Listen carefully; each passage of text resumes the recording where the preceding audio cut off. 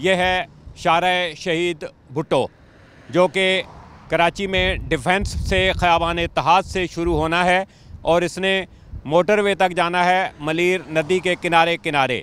जब हम इसकी प्रपोज़ल सुनते थे तो एक ख्वाब लगता था हमें, जो कि पीपल्स पार्टी की सिंध हुकूमत ने इसको पाया तकमील तक पहुंचाने का काम शुरू किया है।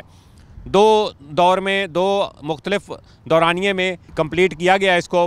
पहले यहाँ कयूमाबाद से मेरे पीछे शुरू हुआ था और उसके बाद इसको शाह फैसल कॉलोनी तक का जो रोड बना था उसका बिलावल भुट्टो ने इफ्तिताह किया था।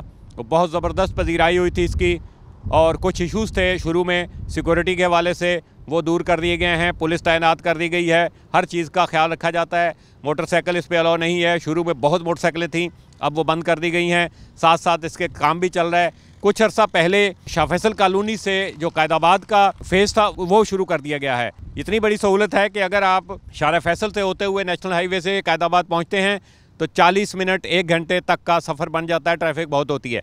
लेकिन अगर आप कयूमाबाद से होते हुए यहाँ शाहराह भुट्टो से अगर आप कायदाबाद पहुँचते हैं तो 12 से 14 मिनट के अंदर आप जो है वो पहुंच जाते हैं। बहुत ज़बरदस्त तोहफ़ा मैं समझता हूं कि कराची के अवाम के लिए। लेकिन इसमें कुछ खामियां अब सामने आना शुरू हुई हैं।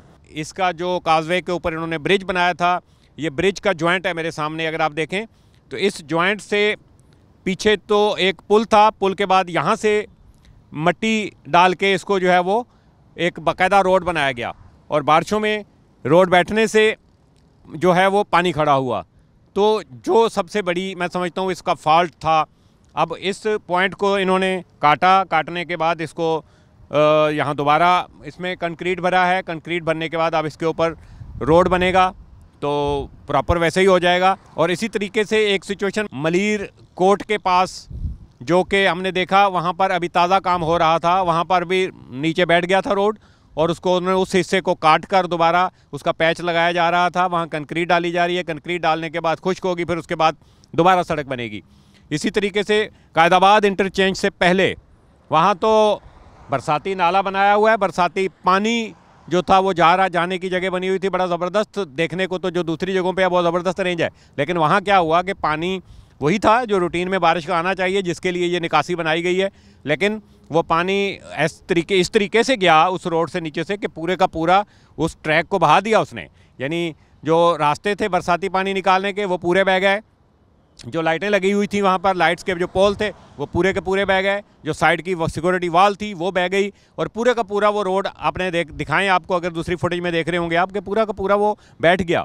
और इसी तरीके से फिर आगे आएँ तो कायदाबाद से आते हुए जो रोड था उसके ऊपर भी यही सिचुएशन थी कि उस रोड के ऊपर जो है वो जो साइड थी, नदी की साइड थी, उसमें काफ़ी दरार आ गई थी।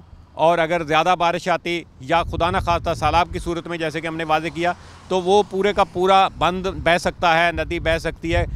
इसकी वजह क्या कि कंक्रीट तो लगा दी उसके ऊपर, लेकिन उसको मुंसलिक नहीं किया उसको, यानी उसके ऊपर सीमेंट डालना चाहिए या उसको प्रॉपर ज्वाइन करना चाहिए, वो चीज़ें वहाँ नहीं नज़र आईं। मैं समझता हूँ कि जब तक आगे ये रोड कराची ख़याबान इत्तेहाद से शुरू होकर आइंदा 1-2 साल में मोटरवे M9 तक पहुँचेगा तो उस वक़्त तक शायद और इस तरह की खामियां सामने आएँ। बिलावल भुट्टो ज़रदारी की उन्होंने इफ्तिताह किया था, ज़ाहिर है उनसे मुंसलिक है। शाहराह भुट्टो, शहीद भुट्टो जुल्फ़िकार अली भुट्टो से मुंसलिक है। उनका अपना प्रोजेक्ट है तो उनको देखना चाहिए कि इसमें कहाँ कहाँ खामियां कंपनी की जानिब से छोड़ी गई हैं। जो तामीराती कंपनी उन्होंने कहाँ खामियां छोड़ी हैं, तो इनका सद्देबाब किया जाना चाहिए और अभी सारा पैच लग जाने चाहिए।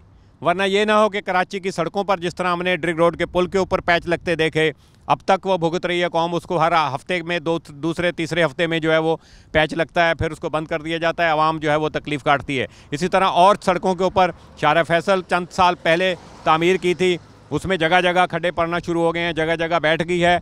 उसी तरह वो उस कॉन्ट्रैक्टर को जैसे नहीं पकड़ा गया, अगर इसको भी आज इस कॉन्ट्रैक्टर को या इसके जो बनाने वाले हैं उनको नहीं पकड़ा जाता, तो मैं समझता हूँ कि फिर ये अच्छा रोड, एक अच्छी काविश जो है वो एक तकलीफ़ का सबब बन सकती है। इसका सद्देबाब किया जाना चाहिए।